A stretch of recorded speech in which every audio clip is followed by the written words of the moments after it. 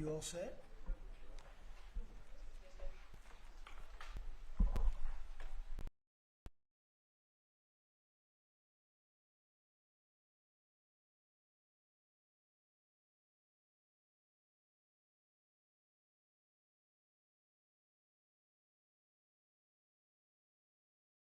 Anyone here just we're doing very well in so many ways, and the gentleman on my right, we recruited him. We tried to get the best person. We got a man that you'll hear in a second has done an amazing job with respect to Social Security. He's running it, and he's running it like nobody ever even dreamt possible. And it's the 90th anniversary right now of Social Security. So today we celebrate that 90th anniversary of one of the most significant pieces of legislation ever signed into law, the Social Security Act of 1935, and we're going to make it stronger, bigger, and better. Really doing a job.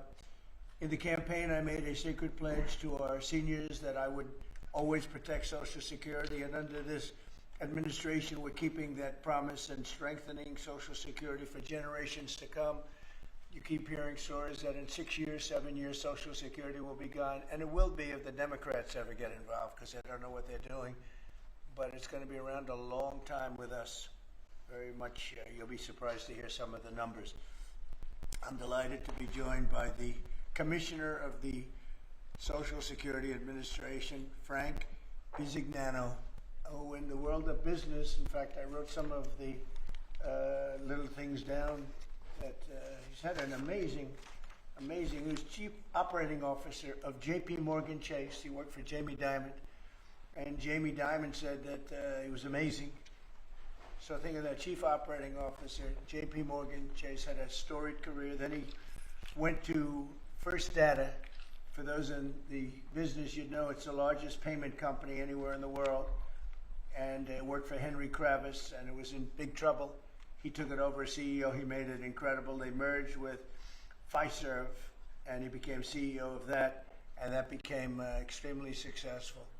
I was in Milwaukee. I guess they have the Milwaukee Arena, and where we had some good success and some good speeches. But he's a really legendary guy, and he wanted to do this. I mean, he just wanted to straighten out Social Security because he loves our country.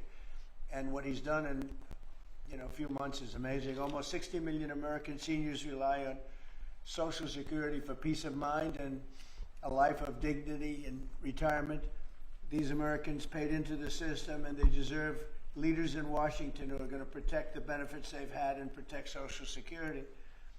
Under Biden, Social Security went down like nobody's ever seen. It deteriorated. There's never been anything like it. The 4 years of Biden were very, very destructive. It couldn't have gone on much longer. Social Security was going to be destroyed. It was being destroyed. The average call wait time reached an all-time high of more than 42 minutes. Field office wait times were at 32 minutes, which is unheard of, and the disability claims backlog was the longest ever in recorded history. In other words, it was run just like the country was run. It was run really badly. But I'm pleased to report that under our leadership, and Frank in particular, the changes he's made and what he's done is sort of a miracle. Sort of like what happened with the country as a whole. Field office wait times are now down 30% since last year, and it looks like it's going to a total record number. And the record was set in a long time ago when the world was a lot different place, so we're gonna beat that record. Call wait times are down 73% while serving twice as many customers per day. The disability claims backlog is down 26%, and seniors now have 24/7 online access to their accounts, which they never had before, whereas under Biden, the website was down 29 hours a week. For maintenance purposes. It was essentially not open very much. They were always maintaining it, but they didn't know what the hell they were doing. They had a person running that had no idea what they were doing. Among my very first acts was to order all government employees to return to the office or be removed from the job, which means our Social Security offices are now open for full business hours 5 days a week. So unlike being shut down all the time, we're open at record levels also. We're making it really great for the people that want and demand Social Security, and they paid into the system. They deserve it. Last month, I signed one big, beautiful bill and allowed no tax on Social Security for our great seniors, okay? So how's that? Not bad, right? No tax on Social Security for our seniors.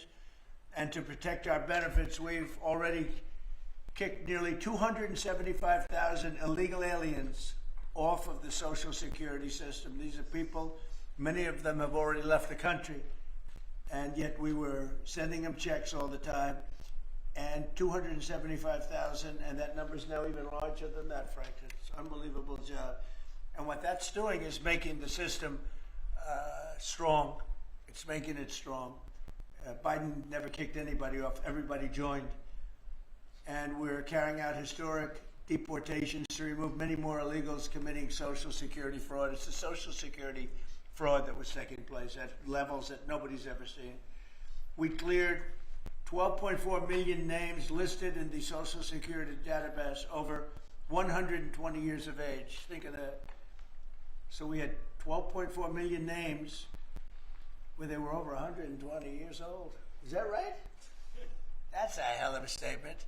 I have a feeling, Dan, that's not really gonna, that really didn't happen, did it? So you have 12.4 million names listed in the Social Security database that were over 120 years of age, meaning you were breaking records, because I've never heard of anybody at 125. There were nearly 135,000 people listed who were over 160 years old, and in some cases getting payments. So somebody's getting those payments, and we're after that. We're also fighting the menace of inflation to make life more affordable for American seniors, and we've ended Biden's inflation nightmare. So we had the worst inflation in the history of our country, and now our inflation is down to a perfect number, a beautiful number, hardly any at all. And yet our country's taking in tens of billions of dollars and trillions of dollars, actually trillions of dollars in tariffs. You know all about it. It's been amazing. They say, why are we taking in so much money? Last week they found $29 billion and they couldn't figure out where it came from. I said, check the tariff shelf. And they said, how did you know that's where it came from? We're taking in billions and even trillions of dollars in tariffs, paid by other countries who, frankly, were taking advantage of us for many, many years. And they were doing that to us, but our people didn't know it. We didn't have smart business people. We've ended Biden's inflation nightmare and came in below expectations, and yet, again, this past month, we set records. Gasoline prices are way down, and really dramatically, as everybody knows, and energy prices have been going down, other than in certain states where you have Democrat-run states where they put windmills all over the place. Anytime you see a windmill, you'll say, well, they have bad energy costs, and it's happening in New Jersey. I saw that there's a revolution going on in New Jersey. They closed up a nuclear power plant, and they're raising electricity rates by 21, 22, and 28%, something like that. And you're going to have a new governor in New Jersey. I'll tell you what, you have a good man running in the Republican Party. He'll get them down. But what they've done is they've killed so many good sources of energy for very expensive windmills and lots of other things that don't work. 401ks and retirement accounts are soaring, and the stock market is setting record highs. Almost every day we're going record highs, and yet we're taking in hundreds of billions of dollars in tariffs. So it's turned out that Trump was right and they were wrong. A few smart people knew what was going to happen. A few of us were right. So we're going to keep the fighting going. We're going to make America's seniors every single day. We're going to fight for them. We're going to make them richer, better, stronger in so many different ways. But Social Security is like pretty much the one that we think about, and we love it, and we love what's happening with it. And it's going to be good for 90 years and beyond. Again, you were given only a short period of time. Social Security was supposed to be like down. Had they won the election, Social Security would have defaulted during Biden or Kamala's election, whoever. they so chose, two beauties. And now what I'd like to do is ask Frank to say a few words. Again, this is a man with a really storied past. He's one of the most successful anywhere in the world. What he did at J.P. Morgan Chase and what he did for Henry Kravis and all of the others are like legendary stories. And he just wanted to do this. He's making about a tiny fraction, I would say, a tiny fraction of what you used to make. But he didn't care. He wanted to do it. He made a lot of money. And he said, I want to run that system. I want to put it back on track. And he's got unbelievable talent over there. It's like a different place. So, Frank, would you say a few words, please? Sure. Thank you. Is less than 1% tiny fraction, sir?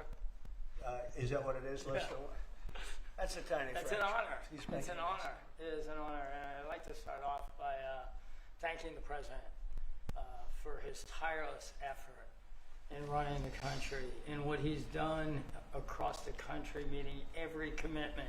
And, you know, I see it directly in the big, beautiful bill, the opportunity that it's brought to seniors.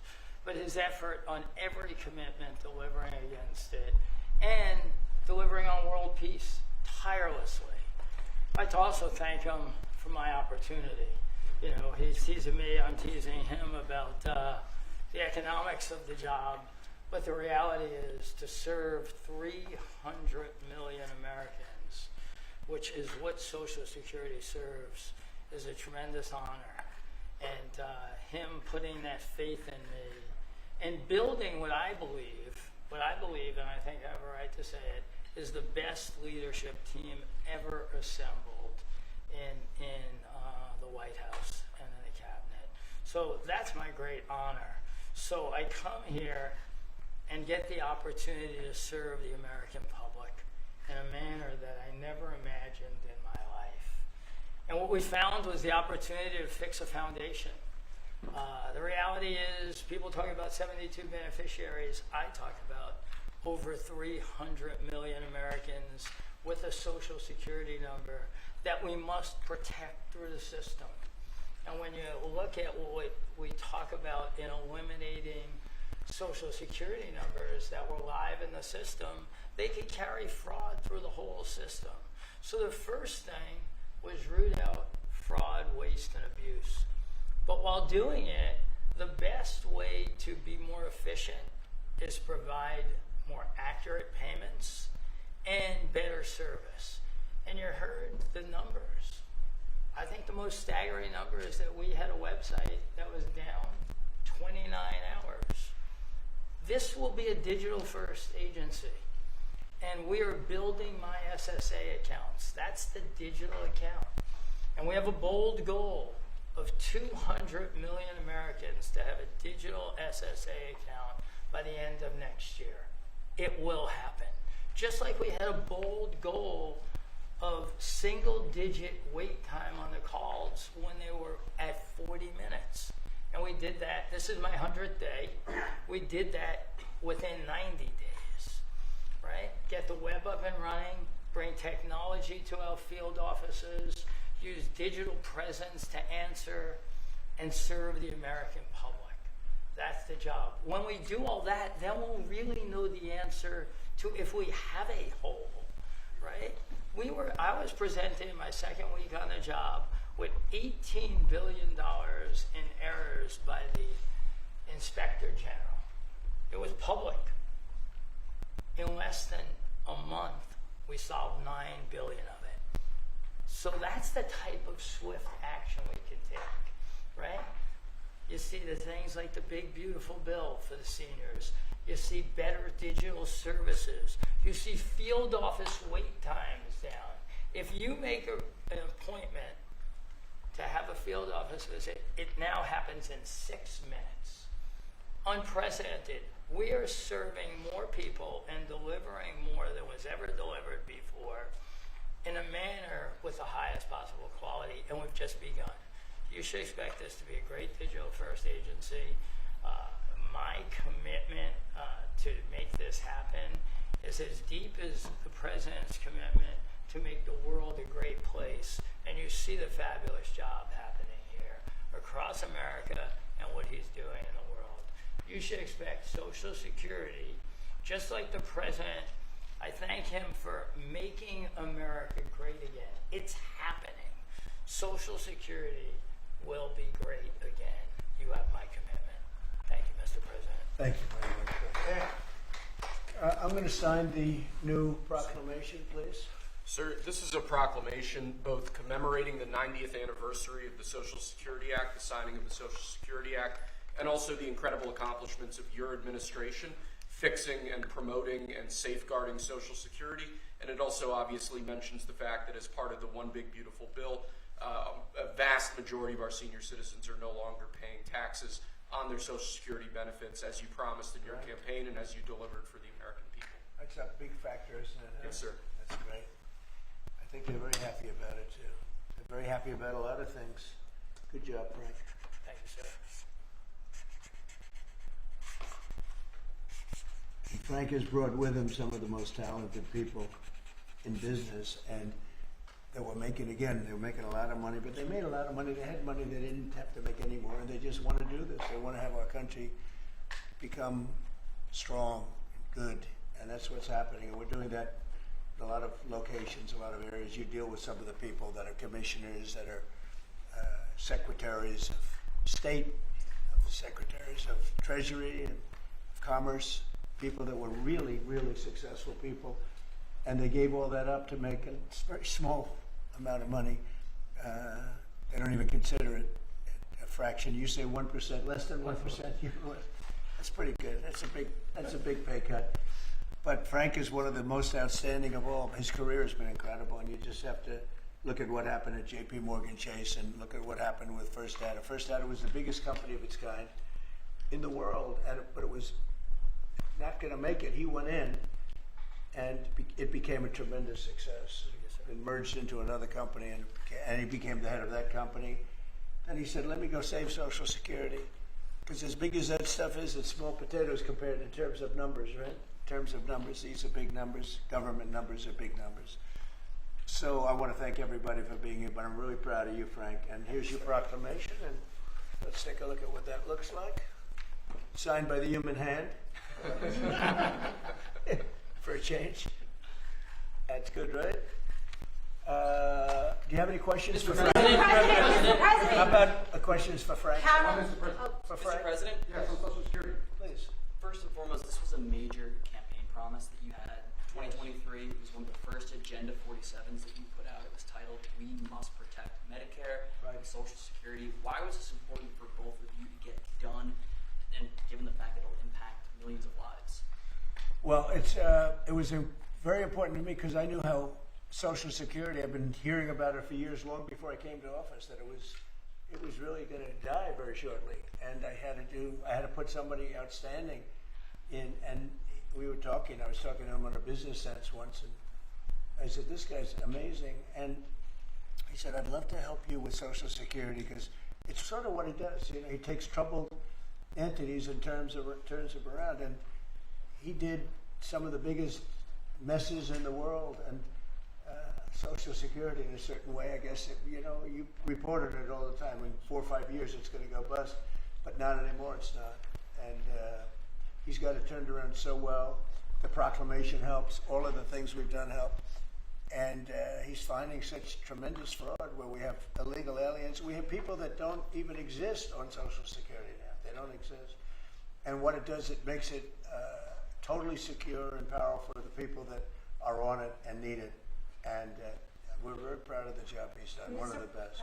Kara Castro from Lindell TV. How are you today, sir? Democrats like Bernie Sanders and Elizabeth Warren continue to peddle the lie and the claim that you're trying to cut Social Security, despite your repeated promises to protect it. Why do you think they keep pushing this misinformation and literally terrorizing the elderly in America that sadly keep watching the very misleading mainstream media? I love your question. I should have called you almost first, but I love his questions also, always. But it's such a good question. It's so vicious what they do. Elizabeth Warren said she was an Indian. We call her Pocahontas. She's a liar. She lied her whole career. Based on the fact that she was an Indian, she was able to get into certain colleges, get certain jobs, get into certain universities to work there. She's a liar and a mean person. She's a nut job. I watched her the other night. She's all hopped up endorsing a communist in New York City. And she was all excited and jumping up and down. She's got to take a drug test. She really does. She's got to take a drug test. There's no way somebody can act that way and be normal. What she's done to our financial institutions, she destroys people. You know that you had a lot of great banks in the Midwest and banks that loaned to farmers and others, and they went out of business. She put them out of business. Stone cold mean. Banks that were open 150 years, family banks that supplied the farmers and manufacturers and others, and she put them out of business. She's a mean, horrible human being. Bernie Sanders is Bernie Sanders. I don't mind him so much. He's just a liberal guy, very liberal guy.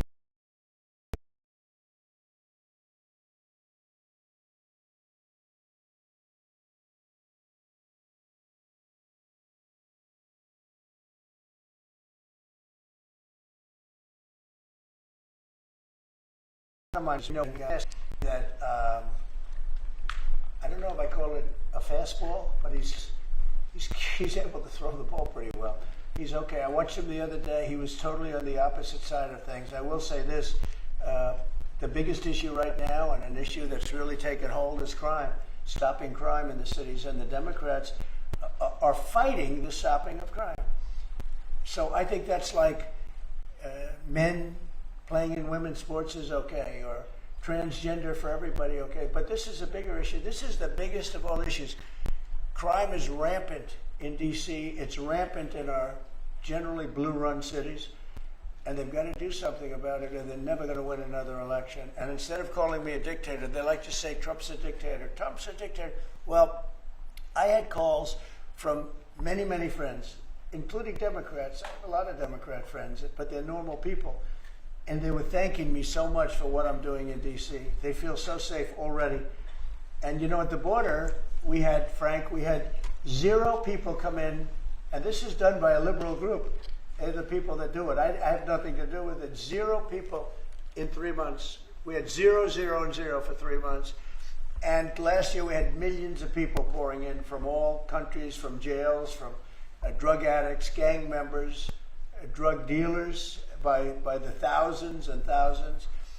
11,888 murderers, half of whom committed more than one murder. They flowed into our country, and for the last 3 months we had none. And I didn't remember when Joe Biden used to always go, I need legislation. I had no legislation. I just said, we're closing the borders, and the whole world understood it because they respect your country again. They really respect this country again. They didn't respect it. When he said it, it didn't mean anything. But now they know it meant a lot. And Mexico does what we tell them to do, and Canada does what we tell them to do, because we had the 2 borders. We have the northern border, southern border, and they were both horrible. But now it's some people say it's a miracle. Well, what Frank has done with Social Security also is something very special. But what we're doing with crime, which will be your next question, I guess, that's because everyone's they're afraid. Half of the people here, maybe all of the people here, most of you live in D.C., you are petrified to go out. And you're liberal, and if you're liberal, you're going to have to change. You're Democrats, you're going to have to change your ways. So we will have crime under control very shortly in D.C., but they're record numbers, and sadly, what I guess the mayor did, but whoever it was, they asked the numbers to be fudged so that it would show less crime than the fact. The fact is, it's worse than it's ever been, and we will have it just like we did at the border, where with borders are totally in great shape right now, the best ever, record-setting shape. We'll have the crime situation solved in D.C. very soon. And we're also going to beautify the city. We have a beautiful city, but you can't have graffiti, and you can't have roads with potholes, and you can't have the medians, the dividers in the roads falling down on the street. We're going to be beautifying the city, making it really beautiful. We're going to be getting the criminals the hell out of here. We don't want the criminals in Washington, D.C. Mr. President, one on your Putin meeting and then one on D.C. crime. Are you prepared to offer Vladimir Putin access to rare minerals to incentivize him to end the war? We're going to see what happens with our meeting. We have a big meeting. It's going to be, I think, very important for Russia, and it's going to be very important for us, and important for us only in that we're going to save a lot of lives. Look, we have, we're not paying any money, as you know, to Ukraine. We're supplying equipment. We're being paid 100% plus for that equipment by NATO. And I got NATO up from 2% to 5% of GDP. They now have billions of dollars. NATO is a very rich group of countries, and we make the best military equipment anywhere in the world by far, and they're buying our equipment, and they're paying 100% for the equipment, 100%. In fact, they owe us about $2 billion now. They're going to send a check. Another one was sent recently for $1 billion. So we're not spending any money anymore. Biden gave them $350 billion, got nothing for it. And if you look, and by the way, we also signed a rare earth deal where we get, years of rare earth to get our money back, the money we spent. But what I'm really doing this for is to save thousands of soldiers a week. You have Russian soldiers, you have Ukrainian soldiers, and then you'll have missiles dropped into various cities and towns in Ukraine. And they're losing last week they lost 7,251 people, mostly soldiers, Russian and Ukrainian soldiers. I'm doing it for that reason. We have a meeting with President Putin tomorrow. I think it's going to be a good meeting, but the more important meeting will be the second meeting that we're having. We're going to have a meeting with President Putin, President Zelenski, myself, and maybe we'll bring some of the European leaders along, maybe not. I don't know that it's going to be very important. We're going to see what happens. And I think President Putin will make peace. I think President Zelenski will make peace. We'll see if they can get along. And if they can, it'll be great. I've solved 6 wars in the last 6 months, a little more than 6 months now. And I'm very proud of it. I thought the easiest one would be this one. It's actually the most difficult. We had one war raging, as you know, for 37 years.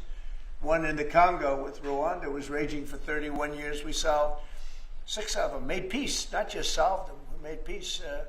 If you look at Pakistan and India, planes were being knocked out of the air. 6 or 7 planes came down. They were ready to go, maybe nuclear, we solved that. I thought this would be maybe an easier one. It never made sense, this war. It would have never happened when I was president. If I were president, this war would have never happened. But millions of people have been killed. And I'm there for one reason, to see if I can solve. This was Biden's war. This isn't my war. I want to see if I can stop the killing. Yeah. But rare earths, do you plan to offer him access to that at all? We have great rare earth. We made that as payment for all of the money that we've spent so foolishly in Ukraine. We spent $350 billion. Now Europe spent $1 billion. That's a lot of money. They spent $100 billion. That's a lot of money, but we shouldn't be spending a lot more money than them, and they understand that. And I think that's maybe why we're not spending money anymore. We're not spending any money. They're paying us for everything. So people are shocked when they hear it. They don't even understand. They don't even write about it. But we're not spending money, but we are spending a lot of time trying to get the war solved. If we can get the war solved, we'll be very happy. As far as rare earth, that's very unimportant relative to, I'm trying to save lives. On DC crime, on DC crime, sir. President, on DC crime, do you have a message for the Democrat lawmakers like Nancy Pelosi or media who are saying, after living here for many years, that there is no crime and you're trying to start a new news cycle? It's another reason why the Democrats lost the election in a landslide. They lie. It's just lie. Look, the crime is very bad. I think they'd be much better off saying, we want to help President Trump with the crime because it's an epidemic. It's a tragic situation. It's the worst it's ever been. And we want to help President Trump with the crime, as opposed to, he's a dictator. He's a dictator. People are so happy to see our military going into D.C. and getting these thugs out. As you know, we arrested a lot of people yesterday. We arrested a lot of people today. We're getting people that have arrest records that you wouldn't believe. 28 arrests, 15 arrests, brutal people. And we're going to have to do something about this cashless bail, because people shoot somebody, they kill somebody, and they're out on the street in less than an hour. Now, that's when it's all started, in New York, in Chicago, Los Angeles. You take a look. If we didn't go to Los Angeles to help this incompetent governor and a mayor that doesn't know what the hell she's doing, if we didn't go to Los Angeles, you wouldn't have a big part of it burned down. The other part of it would have burned down too. You would have not had, I don't think you would have been able to have the Olympics. We have the Olympics. I have a lot at stake with that, because I'm the one that got the Olympics. I got it in my first term. And I was saddened because I got it for what would be my third term, okay, which turned out to be second term. And the Olympics, it's a great honor, but I felt badly because I said I won't be president when the Olympics came. Well, through circumstance, I am president. I want to make sure the Olympics is great, the World Cup is great, and the 250, maybe the most important of all, is the 250-year celebration is great. So what's happening is we will work very hard. You would not have had, I don't believe that if I didn't send in the troops, I don't think you would have had Los Angeles in condition to have the Olympics. I think you would have had to tell them, I'm sorry, you're going to have to go someplace else. And if you look at the police commissioner or the sheriff, he said, we really needed them. Thank God they were here. We really needed them. That was the first 2 or 3 days. After we solved their problems, then he said, well, I think we could have maybe done it. No, he was told what to say. He said, you go back to your files and see what he said. He said, thank goodness they came. If I didn't go and put our military there, or National Guard in that case, and we'll go military if we have to, but the National Guard went there. They were very effective. If we didn't do that, I don't think you would have had the Olympics in Los Angeles. The place would have been just like the 25,000 houses that burned down, where, by the way, the governor ought to focus on getting their permits. You know, the federal permits are given. Those are the hard ones, and they were given a long time ago. People can't rebuild the house because they can't get permits from the state and the city, and they ought to focus on that because it's very upsetting. I went there right after the fires. I walked the streets, and I met a lot of great people. They want to rebuild their homes. We took care of it from the federal standpoint, but they're not taking care of it from the city, the mayor, and the governor. They're not getting their permits. They can't build their houses.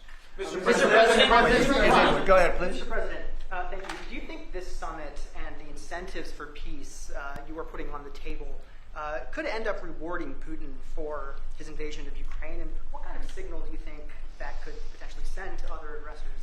No, I don't think it's a reward. I think that what we have is a situation that should never have started. It didn't start under me, and for 4 years it wasn't even discussed. And I could see it was going to happen after I left. I could see what was happening. Everything that we did was wrong. Everything that was done was wrong. Everybody's to blame. Putin's to blame. They're all to blame. This is a war that would have never happened. Mr. President, we have a question on LA. Mr. President, earlier today, the Washington, D.C. police chief issued an executive order allowing metropolitan police officers conducting traffic stops to notify federal immigration and customs enforcement about undocumented immigrants that they encounter. Yet the city has a long-standing pro-immigration policy, including allowing non-citizens to vote in local elections, which is ridiculous, and limiting cooperation with federal immigration agencies. Right. Did your administration pressure the D.C. police chief to review and repeal these policies? And will you require other cities to roll back similar policies to avoid possible federal takeover of local law enforcement? So what you're saying is that it was a very positive thing. When they stop people, they find they're illegal, they report them, they give them to us, etc. That's a very positive thing. I have heard that. It just happened. That's a great step. That's a great step if they're doing that. Yeah, I think that's going to happen all over the country. We want to stop crime. I think if the Democrats aren't strong on this issue, they won't be able to do it. I think this is a bigger issue than all of the other ridiculous things that they like open borders. Well, open borders is bad. Open borders has caused a lot of this problem, allowing millions and millions. I think 24 million people were allowed to come into our country. Many of these people from prisons, from jails, from mental institutions. This was the Biden policy. And I don't believe it was him. He was never there before. It was the people that encircled this very beautiful desk, the Resolute desk, radical left lunatics who were smart, but radical left. And I'm very happy to hear what you just said, because I've heard that. And Mr. President, on LA, if I may, the mother of a 15-year-old California boy was briefly detained at gunpoint in a case of mistaken identity. The LAUSD superintendent says that surveillance video shows armed agents wearing police and border patrol insignia. Given the National Guard, the border control, ICE agents, they're not trained in local policing. What specific steps are you taking to ensure that young people are not put in harm's way with these types of operations? You know, what they are trained in is common sense, and they're very tough people. and they have great common sense, and they are highly trained. I heard the mayor of L.A. was saying, "Oh, they're not trained this way." I heard this character from where was he from? They talk about him as a candidate. He's got no chance. The governor of Maryland. I watched him this morning saying that the governor of Maryland. Yeah, they say maybe he'll be a president. He's not presidential timber at all. But I heard him today talking about how the National Guard or the military is not trained in police, but they're trained in common sense, and they're trained in not allowing people to burn down buildings and bomb buildings and shoot people and all of the things. They've done a great job. Again, if we didn't send them, and very importantly, if we didn't send them into Los Angeles, the rest of Los Angeles would have been burned down to the ground. When you look at Minnesota, Minneapolis, I sent them into Minneapolis because the governor wouldn't make the call. If I didn't do that, you wouldn't have a Minneapolis. It wouldn't be, I don't think it would be existent today. You remember the famous scene burning over the CNN anchor's shoulder. He said, everything seems to be very peaceful. And behind him, the whole city's burning down. So you had the whack job governor who ran for vice president and made a fool out of himself. You would have had, I saved that city, I'll tell you, I saved that city. So the bottom line is these are very tough people that are trained in a thing called common sense, and they're also trained in doing what we're talking about right now. And you watch crime stop, but you wouldn't have Los Angeles, it wouldn't be existent today. We would have had to cancel the Olympics if I let that go on. Mr. President, will you pressure Israel to allow journalists into Gaza to cover the humanitarian efforts the U.S. is pursuing? And I'd like to see that happen, sure. I would like to see it happen. I would be very fine with journalists going in. It's a very dangerous position to be in, as you know, if you're a journalist, but I would like to see it. And on tariffs, Brazil, Mexico, and Latin America are getting closer to China, and they say it's partly because of the tariffs you're imposing those countries. Are you concerned them getting closer to China? No, not at all. I'm not concerned at all. They can do what they want. None of them are doing very well, and what we're doing in terms of economics, we're blowing everyone away, including China. We're doing better than any other country in the world right now. Brazil has been a horrible trading partner in terms of tariffs. As you know, they charge us tremendous tariffs, far, far more than we were charging them. We weren't charging anything, essentially. And Brazil has some very bad laws happening where they took a president and they put him in jail, or they're trying to jail him. And I happen to know the man, and I will tell you, I'm pretty good at people. I think he's an honest man. I think what they've done, this is really a political execution that they're trying to do with Bolsonaro. I think that's terrible. But they also treated us very badly as trading partners for many, many years. One of the worst countries on earth for that.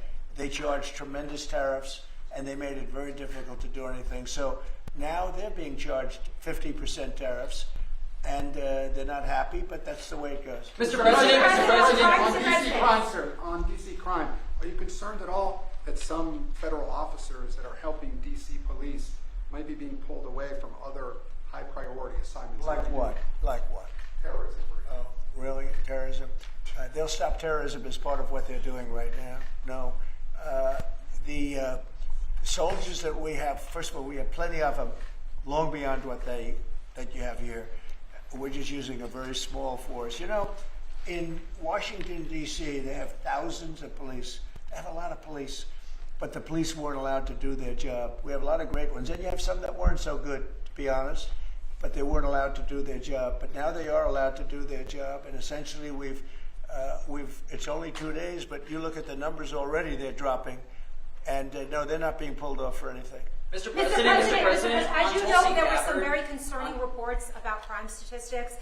Police are manipulating crime data to downplay crime in D.C. Will the administration release its own crime statistics to counter their misinformation? And will those individuals who are intentionally misrepresenting crime data and fudging the books, like you said, be penalized for endangering the public? They are under investigation right now. They are giving us phony crime stats, just like they gave other stats in the financial world, but they're phony crime stats.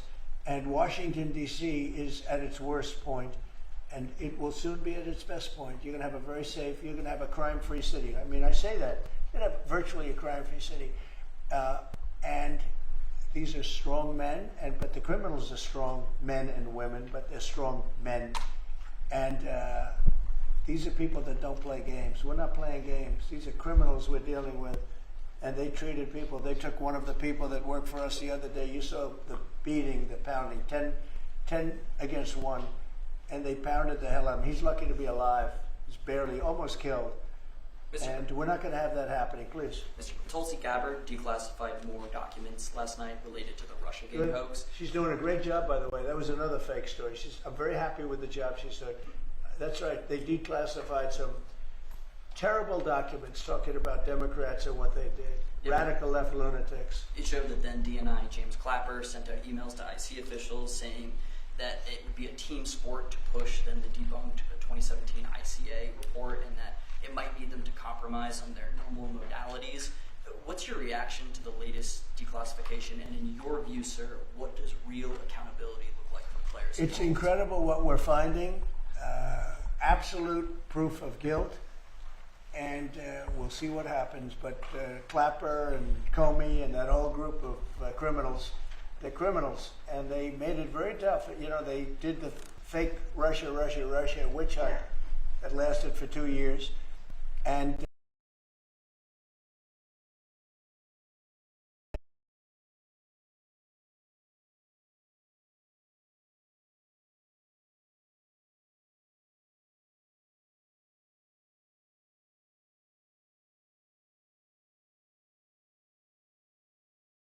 that we're taken care of. Mr. President, does Putin have a strong hand tomorrow?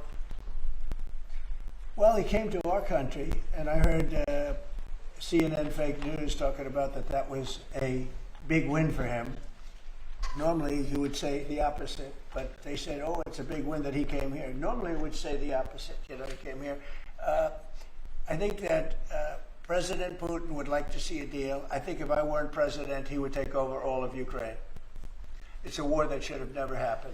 If I weren't president, in my opinion, he would much rather take over all of Ukraine. But I am president, and he's not going to mess around with me. Mr. President, on Russia, Mr. President, would you support or agree to reducing NATO troops in Europe, in countries like Poland, in order to get Russia to agree to a peace deal? That hasn't been put before me, and I'll think about that for later, but it has not been put before me. Go ahead. Is anything less than an unconditional and immediate ceasefire a victory for the U.S.? Tomorrow? Yes. Well, tomorrow we'll see. I say, you know, I don't know where that comes from. Sort of not a good question. I would say that tomorrow, all I want to do is set the table for the next meeting, which should happen shortly. I'd like to see it happen very quickly, very shortly after this meeting. I'd like to see it actually happen maybe in Alaska, where we just stay because it's so much easier. But I think that it's going to be very interesting. We're going to find out where everybody stands, and I'll know within the first 2 minutes, 3 minutes, 4 minutes, or 5 minutes, like we tend to find out, whether or not we're going to have a good meeting or a bad meeting. And if it's a bad meeting, it'll end very quickly. And if it's a good meeting, we're going to end up getting peace in the pretty near future. Okay? How about one more? Mr. President, on the Smithsonian? Yeah, Thank you, Mr. President. On the Smithsonian, I know that your administration is seeking to weed out a lot of this left-wing spin that's in the museums, but we're seeing from people like Brian Stelter or other commentators that they're insinuating that you are trying to change history according to your narrative. What's your response to that, and is there anything you'd particularly like to take a We look want at? the museums to treat our country fairly. We want the museums to talk about the history of our country in a fair manner, not in a woke manner or in a racist manner, which is what many of them, not all of them, but many of them are doing. Our museums have an obligation to represent what happened in our country over the years, good and bad, but what happened over the years in an accurate way. Thank you very much, everybody. Mr. President, how do you reconcile that, though? Thank you.